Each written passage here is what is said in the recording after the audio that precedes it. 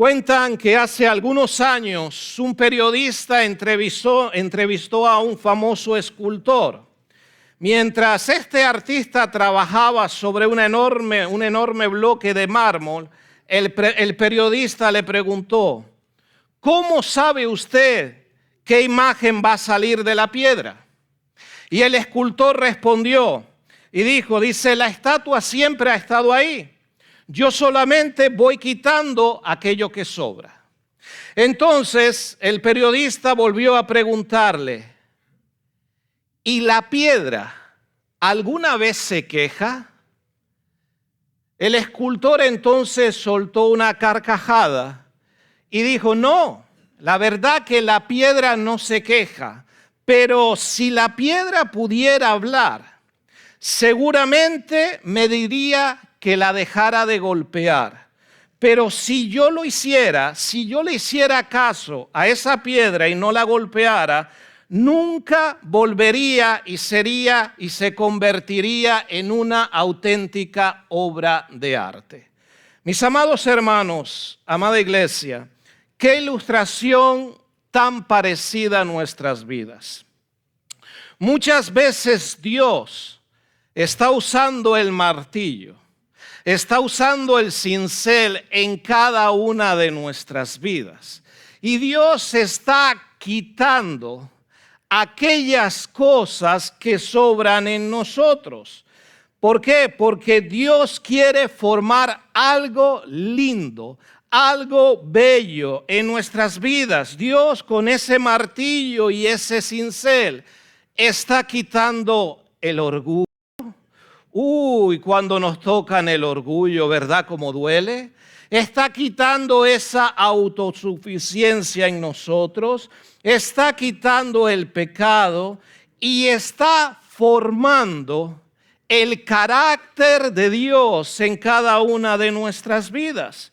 Y nosotros muchas veces le decimos al Señor: Señor, ¿por qué? Señor, ¿por qué tú permites esto?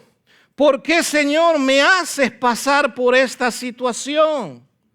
Y entonces Dios nos responde: es que tú lo único que estás viendo es el proceso, pero yo veo la obra terminada. Y Dios quiere hacer algo hermoso con cada uno de nosotros, sus hijos. Dios quiere trabajar de una manera linda en nuestras vidas, pero para que Dios trabaje de esa manera hermosa en cada una de nuestras vidas, Dios tiene que coger ese martillo, Dios tiene que coger ese cincel y tiene que comenzar a trabajar poco a poco en nosotros. Estamos estudiando el libro de Romanos y hemos llegado hace semanas atrás al capítulo 9, poquito más de la mitad del libro. Y el capítulo 9 de Romanos es un capítulo que nos habla acerca de la soberanía de Dios. Nos habla acerca de la elección de Dios. Nos habla acerca de que Dios es quien gobierna el universo y todos nosotros sabemos eso, pero muchas veces nosotros creemos que nosotros tenemos la autoridad para poder decirle a Dios cómo Dios tiene que hacer las cosas. Y Dios es el soberano. Y Dios hace las cosas realmente como Él cree, y las cosas que Dios hace siempre son buenas. Hoy vamos a ver los versículos que van del 19 al 24. Y en estos versículos la palabra de Dios no está rebajando la soberanía de Dios. En estos versículos tampoco la palabra del Señor está eliminando la responsabilidad del ser humano, sino que la palabra del Señor en estos versículos lo que va a hacer es que nosotros levantemos la mirada al cielo y pensemos en la grandeza de Dios. ¿Cuál es el problema con nosotros los seres humanos? No es que nosotros no pensemos demasiado alto acerca de Dios, porque sí pensamos alto acerca de Dios. El problema nuestro es que nosotros pensamos demasiado alto acerca de cada uno de nosotros. Si yo tuviera que titular de alguna manera, el mensaje lo titularía como aparece ahí en la pantalla. El Dios que hace todas las cosas, ¿para qué? Para su gloria. Pero aun cuando Dios hace todas las cosas para su gloria, nosotros como seres humanos y seres imperfectos, en nuestro orgullo, queremos que Dios haga las cosas a veces como nosotros queremos que Dios las haga. Déjenme ponerles un ejemplo de esto que todos vamos a entender y que seguramente todos en algún momento lo hemos hecho. Imagínense que nos sacamos una foto en grupo, ¿ok? Nos sacamos esa foto en grupo. Y cuando nos sacan esa foto, ahora que hay unas cosas que llaman teléfonos inteligentes, yo no sé quién fue el sabio que le puso ese nombre al teléfono, pero lo llaman así, teléfono inteligente, nos pasan a nosotros la foto y cuando nos pasan la foto en grupo, ¿qué es lo que nosotros solemos hacer? Nosotros miramos primero esa foto y después con estos dos hermosos deditos, nosotros hacemos así, nos buscamos en la foto, nosotros con estos hermosos deditos agrandamos la foto en el lugar que estamos nosotros y nosotros decidimos si la foto es buena o no es buena según nosotros hayamos salido en la foto. ¿Estoy en lo cierto o estoy equivocado? Eso, pecadores somos todos, ¿verdad? Yo creo que todos en algún momento lo hemos hecho. ¿Y saben qué? A lo mejor esa foto del grupo fue increíble, salió bien, pero por alguna casualidad del destino tú saliste con los ojos cerrados y medio raro. ¿Y sabes qué? Tú dices en ese momento, no, la foto está mala. Escucha, la foto está buena. La foto salió bien. El que saliste mal en la foto fuiste tú o fui yo. Pero nosotros somos los que queremos decidir si esa foto está buena o no. Y el que saca la foto, lo primero que hace, si hace un selfie, se mira y dice, no, esta está mala, voy a sacar otra. Pero eso nos pasa a todos. ¿Por qué nos pasa a todos?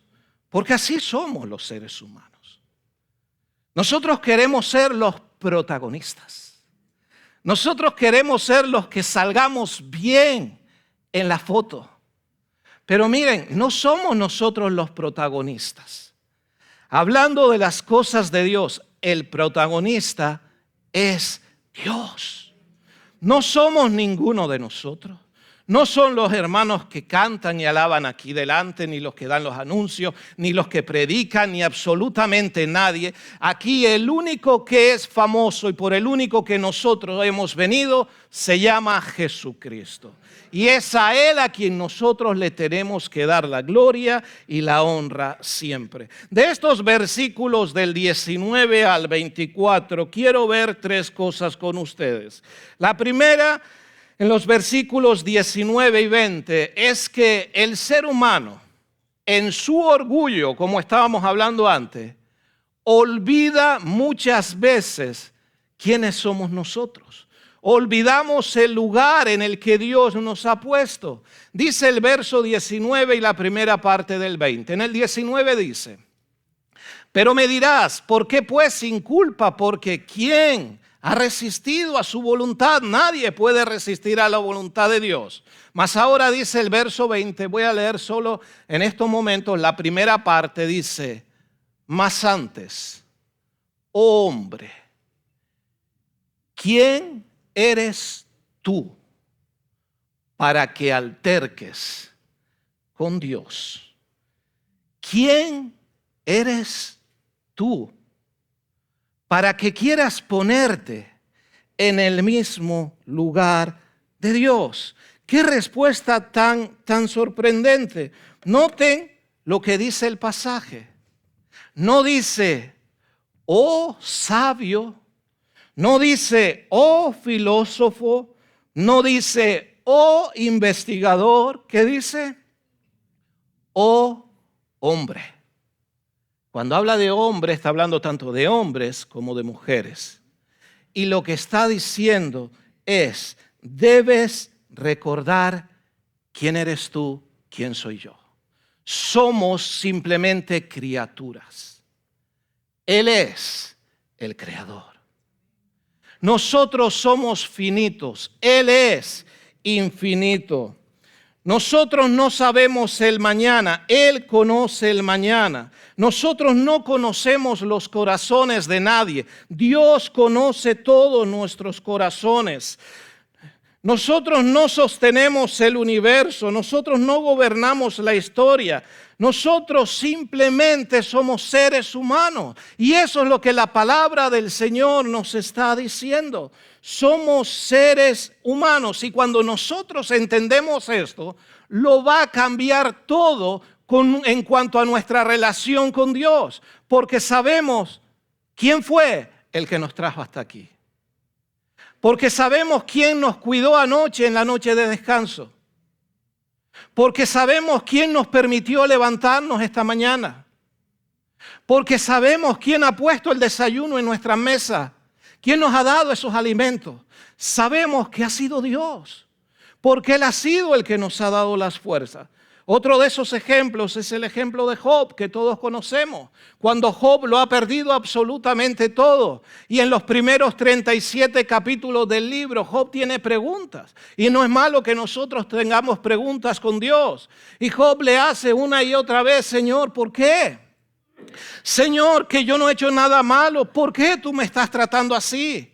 Y durante esos 37 capítulos, cuando él pide una respuesta del Señor, el Señor simplemente guarda silencio.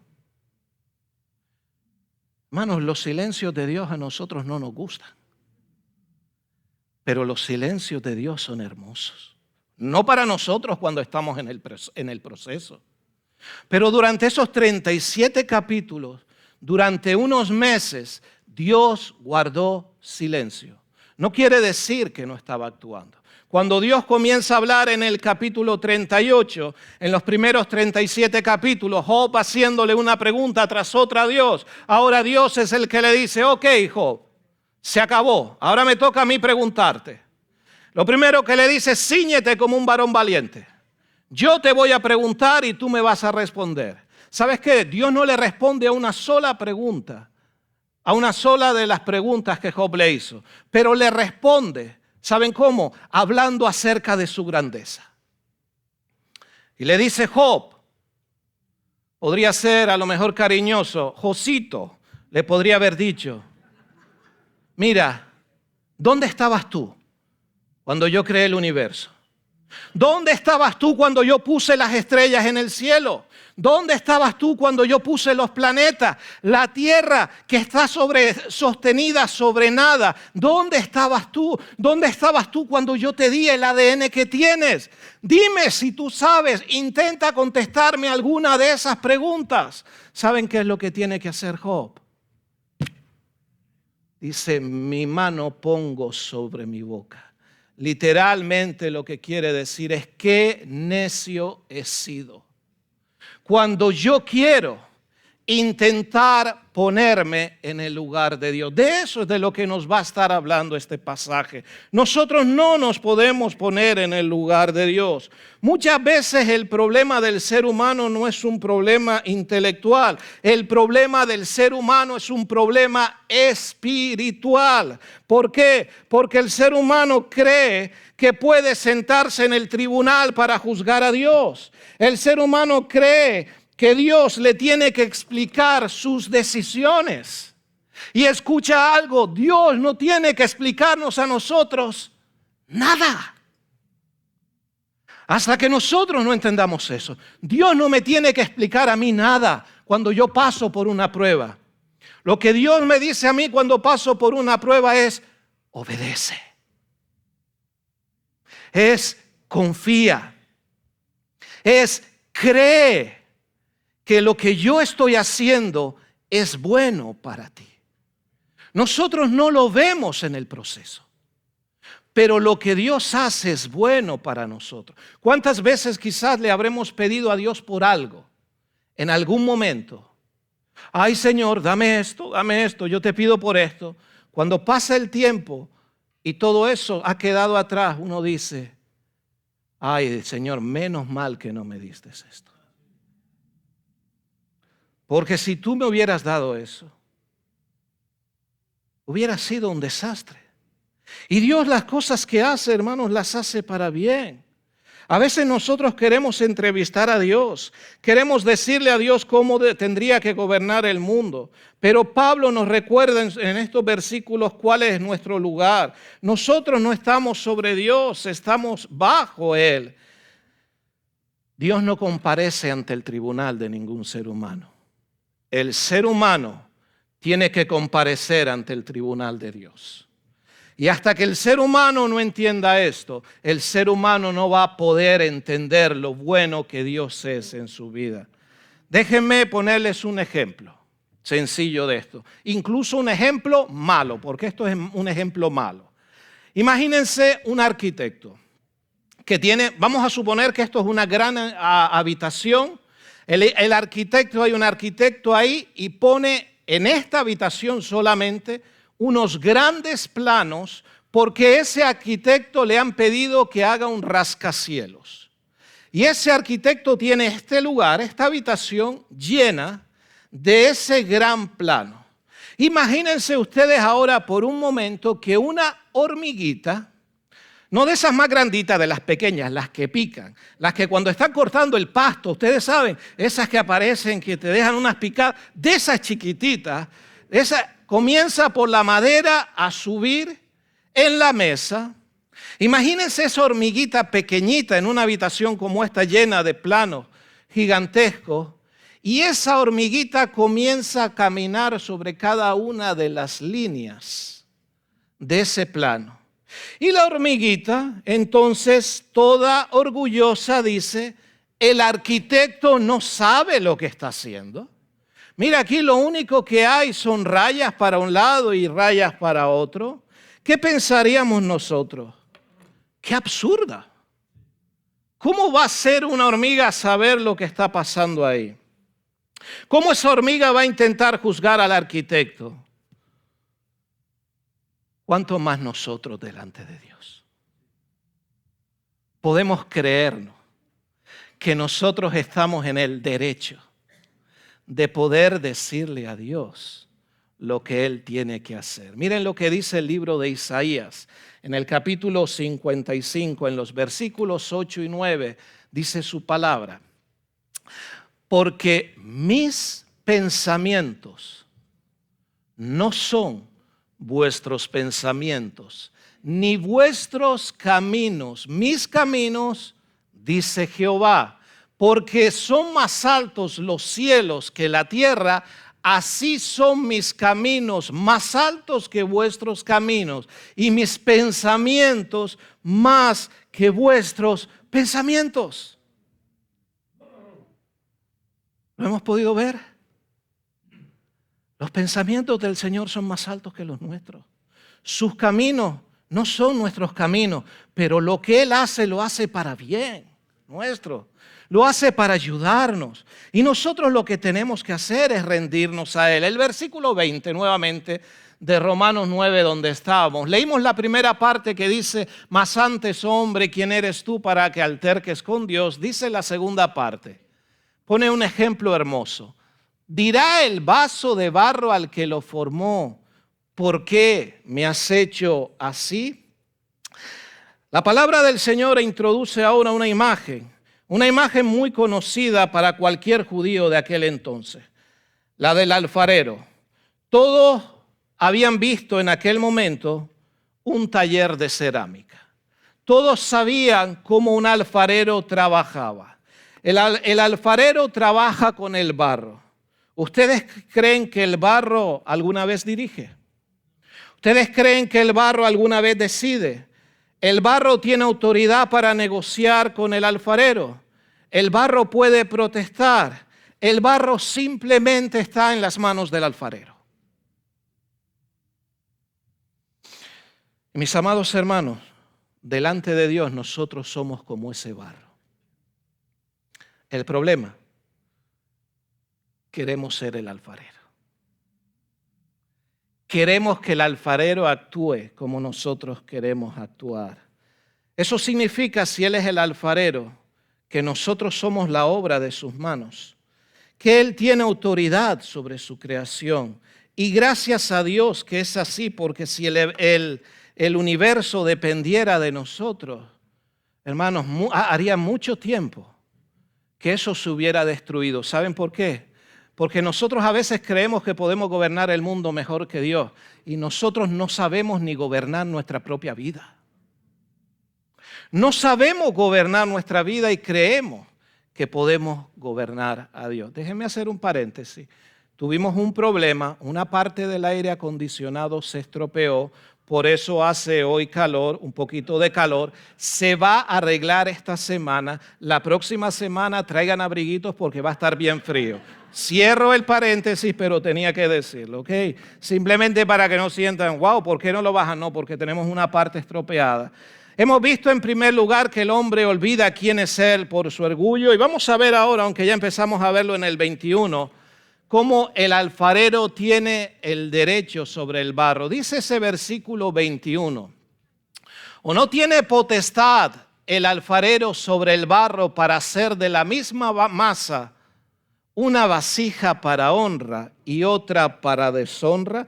Esta es una de las ilustraciones más hermosas, queridos hermanos, de toda la Biblia. Y lo interesante es que Pablo no la inventó, no fue Pablo quien la inventó. Viene del Antiguo Testamento, viene del libro de Jeremías, del capítulo 18, y vamos a ver los primeros 6 versículos de Jeremías. Me van a permitir que me quite hoy. En Jeremías capítulo 18 vamos a ver los versículos del 1 al 6 y dice su palabra. Palabra de Jehová que vino a Jeremías diciendo, versículo 2, levántate y vete a casa del alfarero y allí te haré oír mis palabras. Y descendí a casa del alfarero y aquí que él trabajaba sobre la rueda. Verso 4, dice, y la vasija de barro que él hacía se echó a perder en su mano. Y volvió y la hizo otra vasija según le pareció mejor hacerla. Versículo 5. Entonces vino a mí palabra de Jehová. Gracias, pibe. Dice, entonces vino a mí palabra de Jehová. No podré yo hacer de vosotros como este alfarero, oh casa de Israel. Dice Jehová, he aquí que como el barro en la mano del alfarero, así sois vosotros en mi mano, oh casa de Israel. Y Dios le está hablando al pueblo de Israel y también como consecuencia nos está hablando a nosotros. Y le dice en ese versículo 6, ¿no podré yo hacer de vosotros como este alfarero? ¿No tengo yo autoridad para hacer lo que crea que puedo hacer con ustedes? Qué cuadro tan maravilloso, porque Dios no solamente es el juez justo, Dios también es el artista perfecto, que trabaja en cada una de nuestras vidas. Y Él está formando algo hermoso en nosotros. Miren, Dios nunca improvisa, Dios nunca comete errores. Cada giro de sus manos tiene un propósito eterno. Ahora, dice ahí qué significa eso de vasos de barro, en el versículo 21 donde estábamos, ¿qué significa eso de vaso para honra y vaso para deshonra? Pablo no está hablando aquí del valor de una persona delante de Dios. Está hablando del propósito que el alfarero asigna a cada vasija. Miren, en una casa antigua judía había diferentes tipos de utensilios y algunos vasos eran creados de una forma tan especial. Los tenían ahí en la casa, los tenían para visitas especiales y por otro lado tenían los vasos normales que usaba la familia durante toda la semana. Y ambos eran útiles, ambos eran fabricados por el mismo alfarero, pero tenían funciones diferentes. El punto es afirmar lo siguiente: el alfarero tiene derecho sobre el barro. El Señor tiene derecho sobre cada una de nuestras vidas. Es Dios el que determina el propósito de cada uno de nosotros. Y eso nos cuesta aceptarlo. ¿Sabe por qué al ser humano le cuesta aceptar esto? Le cuesta aceptar porque al ser humano el mundo le ha metido por los ojos eso de tú decides quién quieres ser. Tú eres el dueño de tu propio destino. Qué bonito para un título de una película de Hollywood, ¿verdad? Tú eres el que manda sobre tu vida. Tú eres el dueño absoluto de lo que tú quieras hacer. Mentira. Mentira del mundo. Nuestras vidas dependen, nos guste o no nos guste, de Dios. Él es el que controla nuestras vidas. Nuestras vidas, al depender de Él, Él tiene autoridad sobre nosotros. Y su propósito siempre es mejor que cualquier plan que nosotros podamos tener. Cuentan acerca de un violinista que pagó una gran suma de dinero por un violín viejo que estaba por ahí en algún lugar, y la gente lo veía como algo obsoleto, algo que no servía. Pero el violinista este famoso lo compró. ¿Por qué? Porque el violinista conocía el valor de ese violín viejo.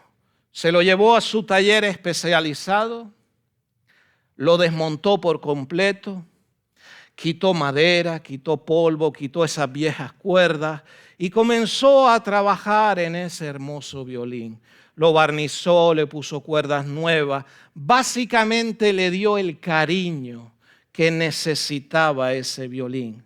Si el violín pudiera hablar como la pieza de mármol con la que comenzamos este mensaje, el violín seguramente diría en medio de ese proceso: me están haciendo daño, me están destruyendo. Pero todo lo contrario. Lo que estaban haciendo era trabajando en ese violín. ¿Para qué? Para que cuando estuviera perfecto, pudiera estar en las manos de ese maestro violinista y pudiera tocar esa hermosa melodía. Amados hermanos, muchas veces nosotros sentimos que nuestras vidas están siendo despedazadas. Hay momentos que el ser humano es victimista por naturaleza. ¿Han visto esa persona? ¡Ay, cómo está! ¡Mal! Espérate, ¿mal? ¿Tan mal está? ¿Y qué te pasa? Me duele aquí. Date un golpe con un martillo en un dedo para que veas que se te quita el dolor de ahí. ¿Se te quita o no se te quita? Se te va a quitar porque te va a doler más el dedo. Pero hay gente, y nosotros en general, nos podemos quejar por muchas cosas. Muchas veces nos podemos quejar con Dios porque nuestros planes cambian. Perdemos un trabajo, ¿sabe? Nos podemos quejar porque el aire acondicionado se ha roto. ¿Verdad que sí? Decimos, ¡ay, se rompió el aire acondicionado! Pues mira, si te imaginas que si el aire acondicionado se rompió, ¿cómo será el infierno para aquellas personas que no conocen a Cristo? Y entonces, si pensamos en esto, ¿tenemos nosotros motivos para agradecerle a Dios? ¿O no tenemos nosotros motivos para darle a Dios la gloria? Hay momentos en nuestras vidas que uno pierde un trabajo, una enfermedad llega, una puerta se cierra y pensamos todo se está rompiendo. ¿Sabes? No es que todo se esté rompiendo. Quizás es que las manos del verdadero alfarero, de nuestro Señor Jesucristo, está cogiendo nuestra vida como ese barro y le está dando forma a cada uno de nosotros para su gloria. Amada iglesia, la pregunta nunca es, ¿tiene Dios derecho de hacer lo que hace conmigo? Esa no es la verdadera pregunta. La verdadera pregunta es, ¿confío en el carácter de Dios que tiene todo el derecho? Todo el derecho de hacer lo que quiera con nosotros. Tú sabes que en el momento que te rendiste a Dios, ¿qué le dijiste? Señor, haz conmigo lo que quieras. Wow, y si le dijimos eso al Señor, Él tiene todo el derecho. Él tiene todo el derecho de hacer con nosotros lo que Él quiera hacer. Vimos en primer lugar y en segundo lugar hemos visto que el hombre olvida quién es él, que el alfarero tiene derecho sobre el barro y en tercer lugar vamos a ver que Dios exalta la gloria de su misericordia en cada uno de nosotros. Dice los versículos 22 y 23. ¿Y qué? Si Dios, queriendo mostrar su ira y hacer notorio su poder, soportó con mucha paciencia los vasos de ira preparados para destrucción. Verso 23, y para hacer notoria las riquezas de su gloria, las mostró para con los vasos de misericordia que Él preparó de antemano para gloria. Dios quiere, mis amados hermanos, que el mundo entero, que el universo, conozca quién es Dios, quién es Él. No solamente que conozcan su poder, que conozcan su gloria, que conozcan su santidad, también Él quiere mostrar, dice su palabra ahí, las riquezas de ¿qué? De su gloria. Mostrar esas riquezas de su gloria en nosotros. Noten la expresión, Pablo no dice simplemente su misericordia, dice las riquezas de su gloria. Es una expresión para decir, no hay palabras para que nosotros recordemos lo bueno que Dios ha sido, que Dios es y que Dios será con cada uno de nosotros. La semana pasada dijimos qué es lo que significaba la misericordia. Y la misericordia es no recibir el castigo que nosotros merecemos. Y todos de nosotros delante de Dios lo único que merecíamos era el castigo. Miren lo que dice ese versículo de Romanos 3:23. Dice, por cuanto todos ¿qué? Pecaron y están ¿qué? Destituidos de la gloria de Dios. Recuerda algo, todos. Más adelante en el 6:23 dice, la paga de nuestro pecado que es muerte, mas la dádiva, ¿qué es la dádiva? El regalo de Dios, que es vida eterna en Cristo Jesús, Señor nuestro. ¿Quién nos dio el regalo? Jesús. Él es el que se merece la gloria. Porque nosotros lo único que merecíamos era su ira. Imagínate el ejemplo de un hombre condenado justamente por un delito. El juez lee la sentencia. Todo está probado, no existe ninguna apelación. El hombre simplemente baja la cabeza porque sabe que es culpable. Entonces, cuando el juez da la sentencia, alguien entra al tribunal y le dice al juez, señor juez, yo voy a pagar por ese hombre la sentencia. Y el juez dice, ok, tú puedes pagar por él. ¿Cómo crees tú que sale este hombre que ha sido condenado? Este hombre saldrá del juicio diciendo, qué bueno he sido, que he sido liberado. ¿Sabes cómo va a salir este hombre del juicio? Va a salir llorando, va a salir agradecido, va a salir asombrado. Jamás va a olvidar lo que alguien hizo por él. Eso mismo fue lo que Cristo hizo por ti y hizo por mí. Y te voy a decir más. El sacrificio de Cristo no tiene el mismo valor para todo el mundo. Sé lo que estoy diciendo, te lo voy a explicar. ¿Sabes por qué? Porque hay muchas personas en este mundo que no quieren aceptar el sacrificio de Cristo. Entonces el sacrificio de Cristo para esas personas no tiene valor. El sacrificio de Cristo solo tiene valor para las personas como este culpable en el juicio que reconocen que somos pecadores. Y la idea es, la ira de Dios estaba sobre nosotros. Ayer lo hablábamos en la reunión de los hombres por la mañana y animamos a todos los hombres por la mañana a las 7 de la mañana. Esas reuniones son de tremenda bendición. Decíamos, ¿qué hizo el Señor Jesús por nosotros? Dice, usaron esta expresión los hombres, fulminó a su hijo cuando me tenía que fulminar a mí. Esa palabra usaron. Alguien tenía que pagar.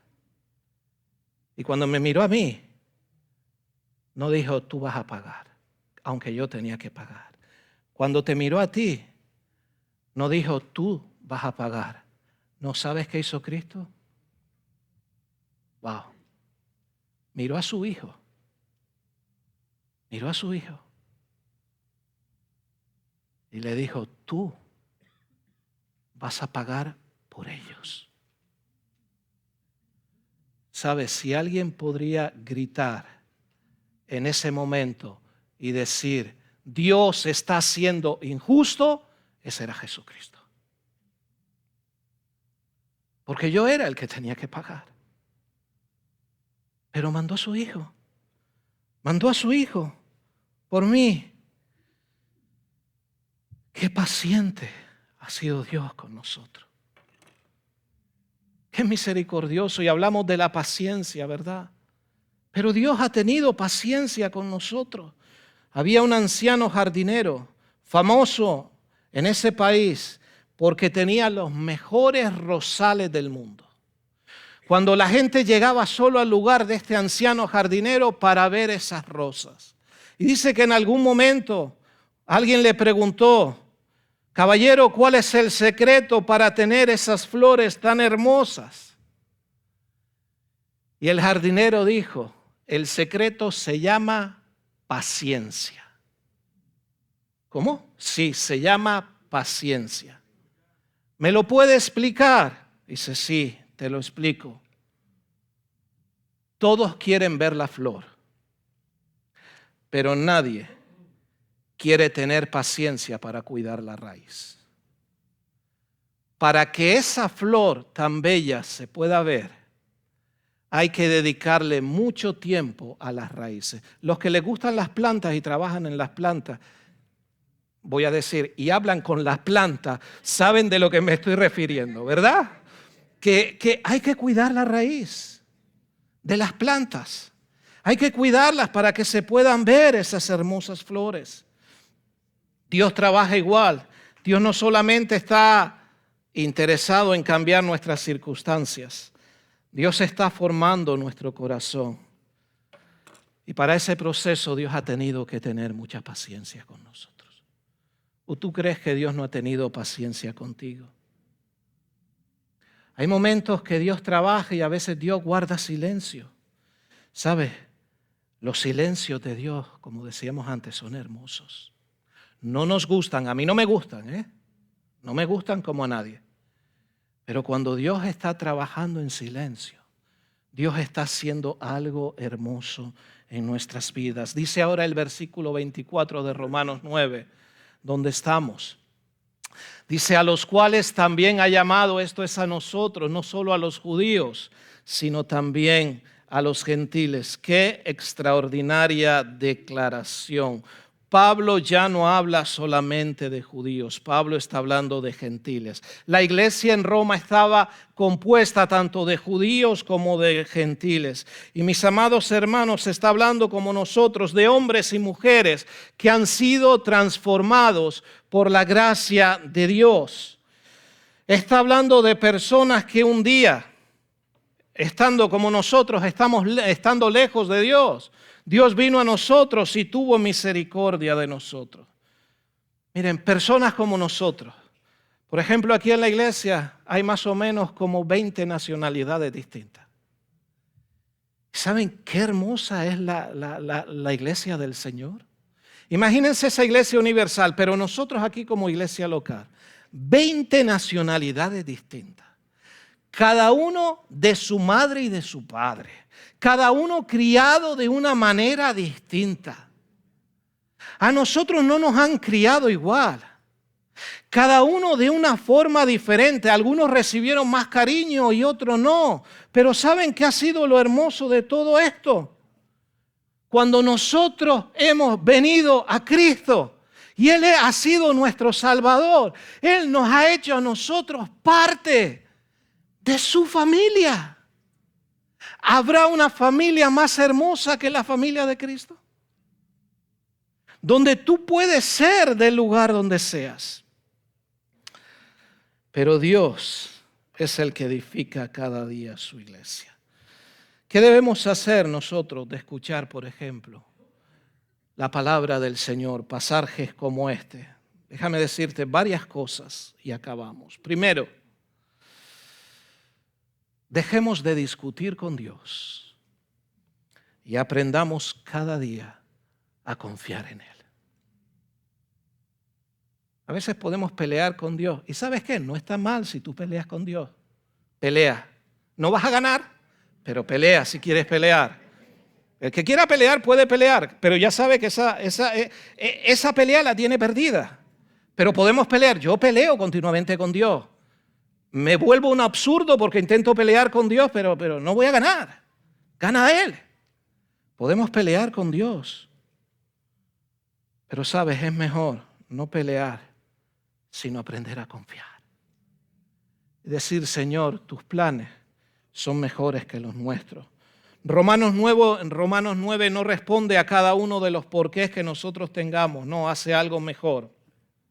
Nos recuerda que Dios está sentado en su trono y que Él ve absolutamente todo lo que pasa en nuestras vidas. Y cuando nosotros sabemos quién gobierna, nosotros podemos descansar aunque no entendamos el proceso, el camino. El gran predicador Spurgeon dijo en una ocasión, cuando no puedas seguir la mano de Dios, confía en su corazón. Confía simplemente en Él. En segundo lugar, vivamos con humildad ante Dios. Romanos 9 destituye todo orgullo. ¿Por qué? Porque nadie puede llegar a la presencia de Dios diciendo, yo llegué por mis méritos. ¿Cuántos méritos hay en ti para llegar a la presencia de Dios? Ninguno. Los méritos fueron de Él. Él fue el que lo hizo por nosotros. Por eso todo orgullo debemos dejarlo a un lado.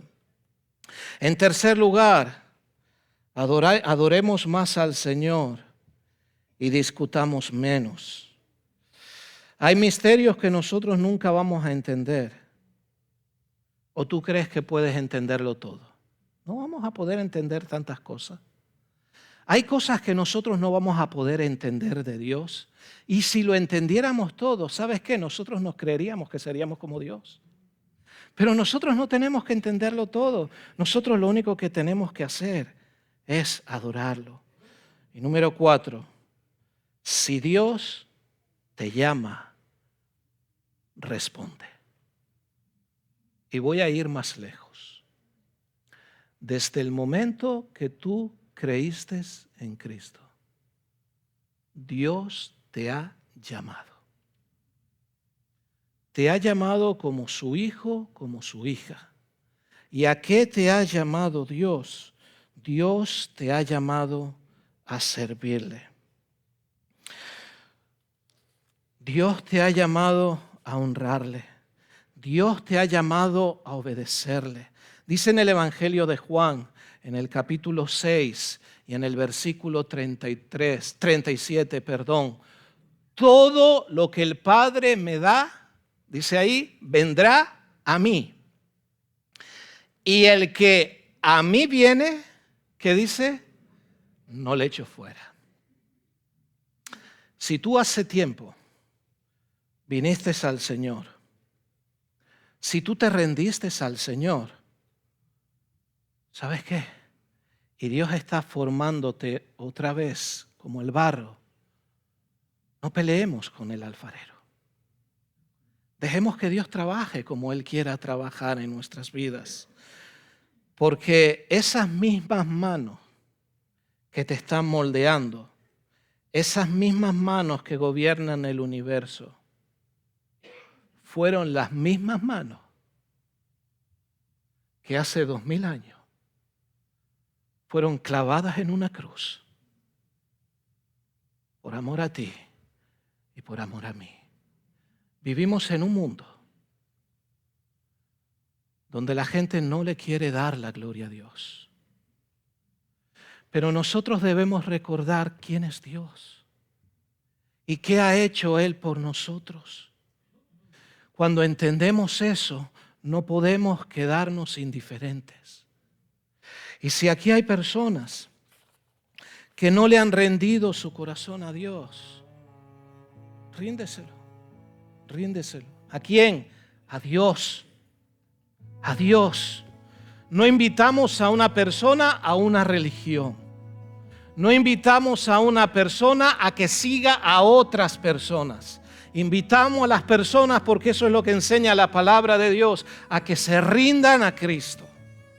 Porque todos necesitamos rendirnos a Él. Los que ya hemos conocido al Señor, necesitamos pedirle al Señor: Señor, ayúdame nuevamente a no ser una persona conformista.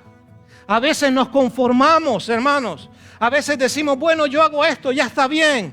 No podemos conformarnos, porque el mundo, escucha bien, el mundo se está yendo al infierno. La gente se está perdiendo sin Dios. Y Dios no ha venido a buscar a su iglesia, porque todavía nosotros tenemos que seguir predicando el mensaje de salvación. Porque nosotros tenemos que seguirle diciendo al mundo: Dios quiere cambiar tu vida. Cuando salgas de este lugar, mañana en el lugar donde estés con tus compañeros de trabajo, ¿sabes qué? Vuelve a hablarles de Cristo. Porque, ¿y si se mueren y no han conocido a Cristo? Nosotros no vamos a salvar a nadie, pero nosotros sí somos responsables de predicar. De predicar cuando dice su palabra, a tiempo y fuera de tiempo. ¿Qué quiere decir eso? Siempre, en todo momento, con las personas donde estés. Si eres maestro de escuela y empiezas con tus niños, aprovechas también y habla de Cristo. Ay, que no se puede. Eso es un engaño. Sí podemos en algún momento predicarles de Jesús. Y si sufres por hacerlo, gloria a Dios por ello. ¿Cuántos hermanos nuestros sufren de verdad? No lo que nosotros sufrimos por Cristo. Vamos a orar y a pedirle al Señor que nos ayude. Que su palabra nos anime, hermanos. Que su palabra nos rete. Hablamos, y es cierto, hoy lo decíamos en el tiempo de alabanza. Hermanos, escuchen bien. El Señor viene pronto. Yo no sé cuándo. Yo siempre digo, yo no soy profeta ni soy hijo de profeta. Yo no soy nada de eso. Pero la palabra del Señor dice que el Señor viene pronto. Y cuando venga el Señor nos encontrará preparados a cada uno de nosotros. Vamos a orar. Señor, queremos alabarte, adorarte, queremos darte gracias por este hermoso día, Señor. Gracias, Señor, porque tú nos has permitido poder estar aquí, poder disfrutar de este hermoso tiempo. Señor, pedimos que, Señor, que tu palabra haya podido entrar y penetrar en cada uno de nuestros corazones. Tú sabes cuál es la necesidad de cada uno de nosotros. Y ayúdanos, Señor, no solo a entender lo que tú tienes para nosotros. Ayúdanos a no ser solamente teóricos, Señor, sino ayúdanos a ser prácticos. Y a compartir, Señor, de ese evangelio con los que no te han conocido. Sabes cómo está cada uno de mis hermanos, ayúdalo en su necesidad. Y Señor, si hay personas aquí también que aún no te han conocido, Señor, toca sus corazones. No hay nadie que pueda hacerlo como lo haces tú, Señor. Si tú todavía estás aquí y no estás convencido, convencida de que le has entregado tu vida al Señor, pídele al Señor en estos momentos que Él sea tu Salvador. Porque no sabemos qué va a pasar mañana. No sabemos si llegaremos a mañana. Pero si tú no estás seguro de que el día que partas de este mundo, ¿dónde vas a pasar la eternidad? Ríndete, por favor, te invito. Te ruego que te rindas a Cristo. A mí no me vas a hacer ningún favor. El favor es para ti delante de Dios. Quiero ayudarte, quiero orar contigo. Si quizás lo has hecho y no estás convencido, convencida. Si no estás seguro, repite conmigo ahí donde estás. Mis palabras no salvan. Yo no salvo a nadie. Yo no tengo poder para salvar a nadie. Yo no me puedo salvar ni yo mismo. A mí me salvó Jesucristo. Pero quiero ayudarte en este día. Repite ahí conmigo si tú quieres. Señor Dios del cielo y de la tierra, quiero darte gracias por la oportunidad de poder estar aquí en este día. Hoy, Señor, al oír tu palabra, me rindo a ti. Tú sabes, Señor, cómo está mi vida. Perdóname. Perdona mis pecados. Y sálvame, Señor. Porque yo sé que lo único que tiene poder para perdonarme y para salvarme es la sangre de tu Hijo Jesucristo. Gracias, Señor, por morir en la cruz por mí, por haberme perdonado y por haberme salvado. Y te alabo en este día y te doy las gracias en el nombre que es sobre todo nombre, en el nombre de Jesús.